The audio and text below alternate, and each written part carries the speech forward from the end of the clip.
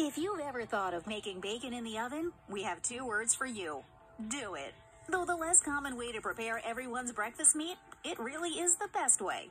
If you've tried these strips of hog heaven on the stovetop, you probably know it's really easy to overcook your bacon to tasteless, dry, crumbling sadness. Pan frying, especially if you're cooking at a higher temperature, can take your bacon from just right to overdone and even burnt in just a couple of minutes. That's just not going to happen in the oven. Another advantage to oven baking is less splatter, which means you can say goodbye to those unpleasant little burns and all that grease on and around your stove or cooktop. Oven-fried bacon is also prettier because this method reduces bacon shrinkage, so your bacon slices stay flatter as opposed to curling or shriveling. Finally, for 1 or 2 servings, the stovetop is still the quickest and simplest way to go, but if you're cooking up the whole package, making them in the oven is much faster and more efficient than cooking multiple batches in your frying pan. Plus, oven cooking requires no flipping or monitoring. Just set the timer and go about your business. And who doesn't want to make their busy life even a little more efficient? Now, how do you get the perfect bacon? Cook's Illustrated writer Douglas Bellow advises using a rimmed baking sheet to contain the rendered fat and prevent a greasy and dangerous mess in your oven. Try cooking the bacon in an oven preheated to 400 degrees Fahrenheit for 9 to 10 minutes for medium well bacon and 11 to 12 minutes if you like it crispy.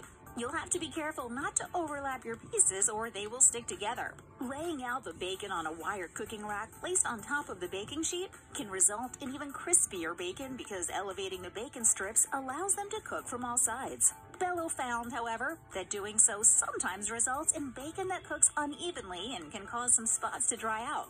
Some fat, Bellow concluded, is needed to prevent this. If you do opt to use a wire rack, you should first coat it with cooking spray. Even better, opt for using a foil-lined baking sheet, and you might find it's the better option. Determining the doneness of oven-fried bacon is similar to stovetop bacon. Check the color. Remember, the darker the bacon, the drier it is. Douglas Bellow said of his oven-fried bacon, "The texture was more like a seared piece of meat than like a brittle cracker. The color was that nice brick red, and all the flavors were just as bright and clear as when the bacon was pan-fried." I enjoy having breakfast in bed. I like waking up to the smell of bacon. Sue me. A few additional tips. First, to keep your bacon from overcooking once it's out of the oven, be sure to move it to a paper towel immediately to get rid of excess grease. This also halts the cooking process, which will continue as long as the bacon is in contact with the sizzling hot fat. Secondly, line your baking sheet with foil or parchment paper for easier cleanup. Third, cook 2 sheets at a time if the bacon doesn't fit on just one.